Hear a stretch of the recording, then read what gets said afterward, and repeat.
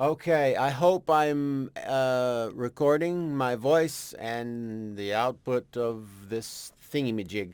Okay, I just thought I'd do a quick video about how I orchestrated or copied the orchestration of this Hellraiser theme. I'm using Reaper. I'm talking loudly because I don't know if it's going to pick up very well. I'm using Reaper for my digital audio workstation. As you can see, I have the tracks going up and down here on the left, and they go horizontal across the screen.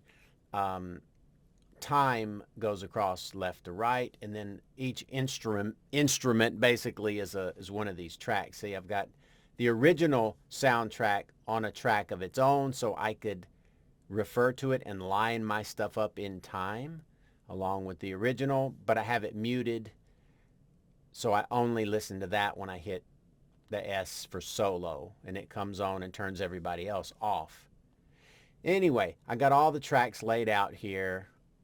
It's like 19 tracks with effects and panning and volume and different things. So I guess the first thing, just so that it's all contained in this one video, I'll play my version of this and then show you like some of the instruments and junk like that. Okay, so I'll hit play.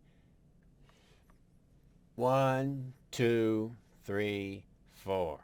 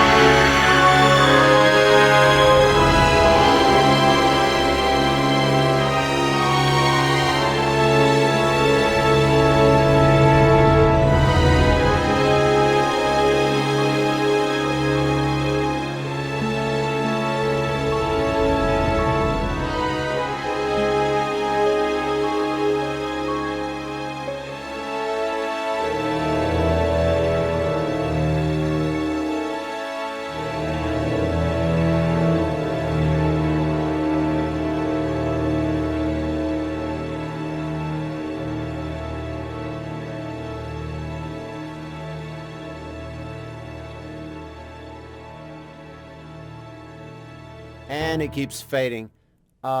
So that was my version. You can go find the real version on there if you want to compare it. So real briefly, I just picked out parts in the original and tried to work one part at a time. For example, those high violins at the very start. I said, okay, let's just do those. So I went and picked out a sound. For example, the strings here, track 5, 6, and 7 are the strings. So if I were to solo those tracks, you could hear just the strings.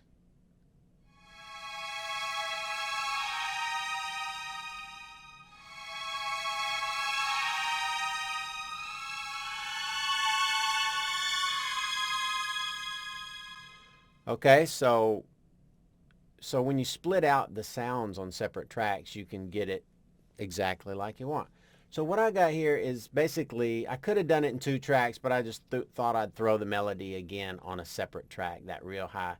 This is what I consider the melody.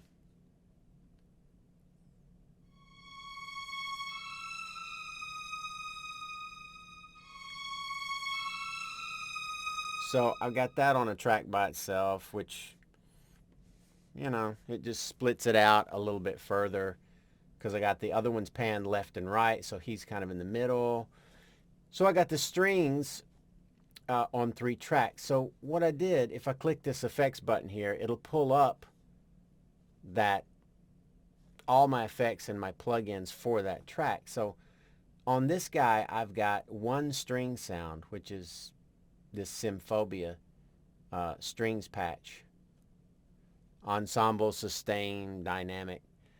And it sounds like strings. I don't have my keyboard on. Maybe I could turn it on real quick and see. I don't even know what track I'm on. Hang on. Let me hit this first track. Yeah, so enable the track. So you can hear it's just strings, you know.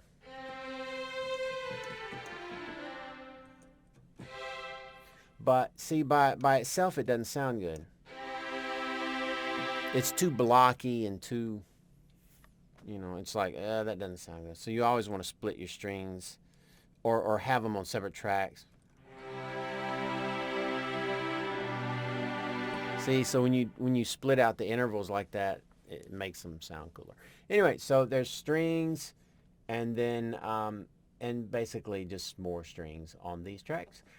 The intro is just bells and guitar, and basically that's what I did. So on the bells, it's a patch in this sampler called Alchemy. It's just a certain sound. So let me see. If I solo that track. So you get the idea. You just you pick out the sounds that you hear in the original and you put them in here. Then there's the piano, of course, which is just that deep. Basically, it's just a deep, I think it's D sharp, C sharp, D sharp. I don't know. And then the big, loud thing. And then the repetition of the melody, sort of.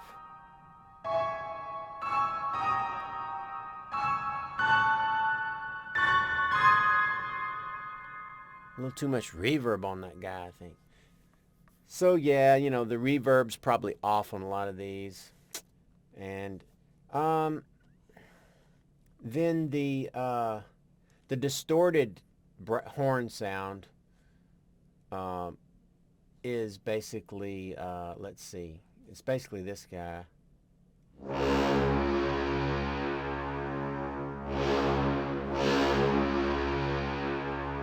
I didn't really get a good one of those, but that's basically a combination of two Symphobia patches, one Marcato and another ensemble thing.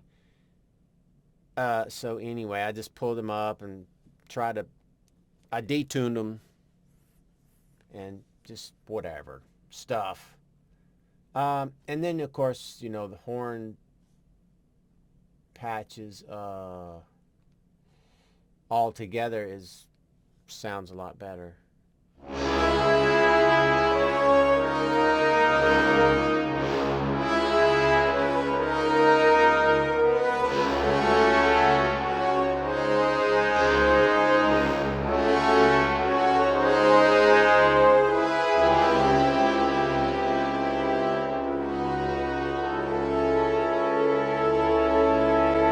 So those are the horns, and then what else do I have in here? The drums, I just had this what is on here? Drums of War. It's just some drum patch I got on here. Let's see. Let me see if I can. So, you know, drum sounds. So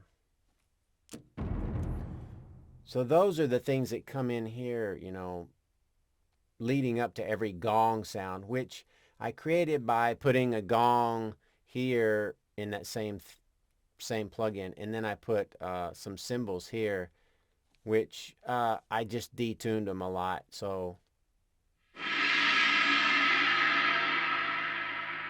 So they sound more like a gong instead of like a crash cymbal on a drum set. So I just detuned them. So let's see, how did I do that? No, I turned the highs down so that I got more of that mid-range gongy sound. And then let's see, I think I adjusted the pitch manually here. Yeah, I turned it down like 10 half steps, almost an octave. So that gives me that gong effect. And then what else? Um, the cello stuff is LA strings. It's 3 cellos combined.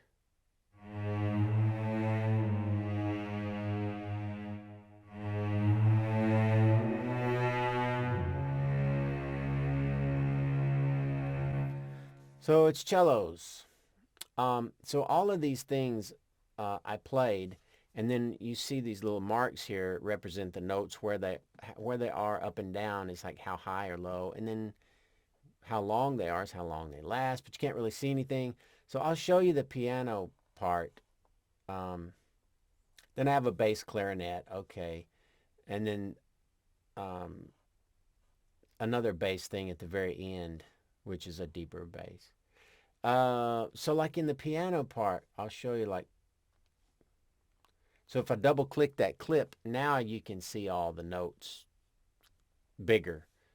So you can see them as they go across here, you know.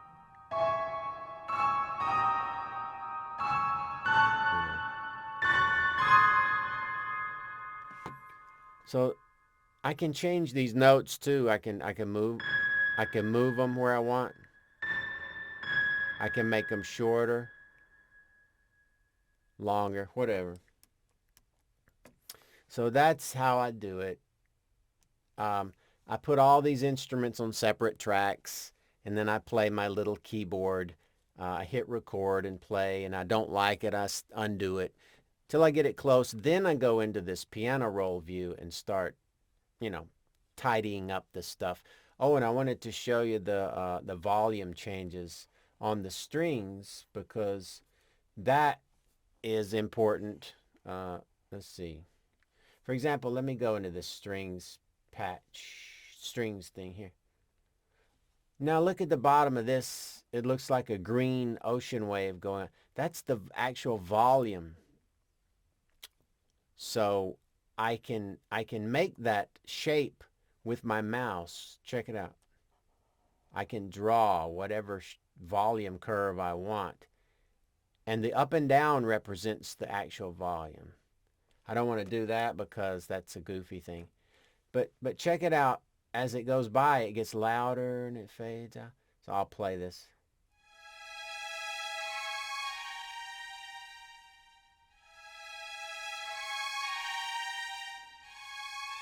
So you can see, without that, it would sound like this, and it would not sound as good.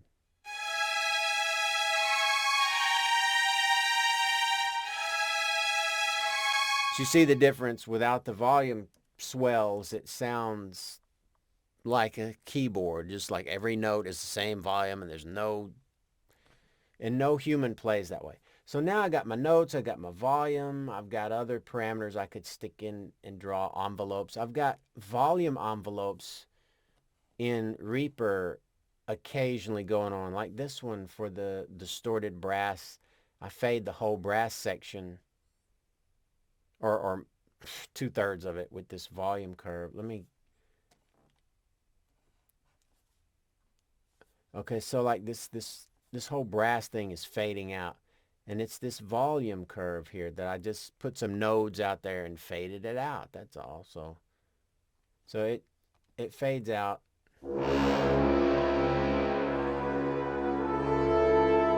So as this little line here gets closer to the 0, the volume fades out. So I got it bigger there. And so you see, it gets quieter and quieter as it reaches 0, which is this little point here. So I can add all kind of envelopes, modulation envelopes, volume, pan, and all kind of cool stuff. And that's it. So I split everything out, try to make the volumes go up and down when they should, and then I have a reverb track here. I can anything that doesn't have reverb, I could send it to this track, and it would sound like it had reverb on it. And that's it. So yeah, I like Reaper. It's fun to play with. I use it for my voiceover too when I need to do monsters and stuff. So anyway, I'm going to stop it because it's going to take forever. Uh, anyway, that's it.